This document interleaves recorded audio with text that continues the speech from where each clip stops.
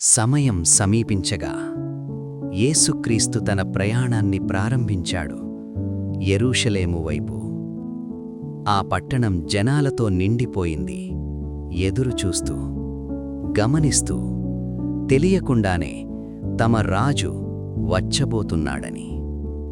ఆయన తన శిష్యుల్లో ఇద్దరిని ముందుగా పంపించాడు. ఒక సరళమైన ఆజ్ఞతో, ఒక చిన్న గాడిదను తీసుకురమ్మని. అన్నీ జరిగాయి ఆయన చెప్పినట్లుగానే.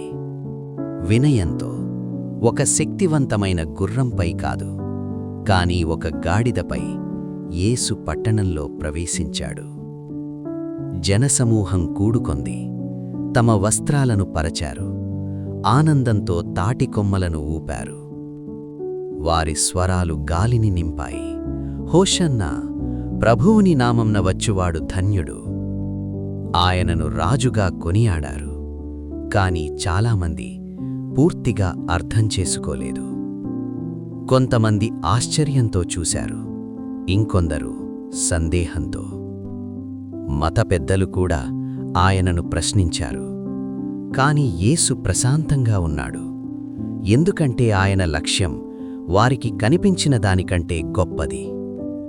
ఆయన రాలేదు దేశాలను జయించడానికి, కాని హృదయాలను జయించడానికి.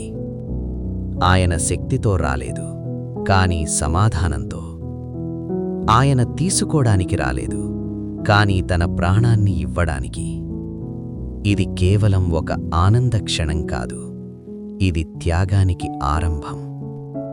ఈరోజు కూడా ఒక ప్రశ్న మిగిలే ఉంది. మనము ఆయనను స్వాగతిస్తామా? మాత్రములతో మాత్రమేనా, లేదా మన హృదయాలతోనా? పాఠం: నిజమైన గొప్పతనం వినయం ద్వారా వస్తుంది, ప్రేమ ద్వారా, దేవునికి పూర్తిగా సమర్పణ ద్వారా.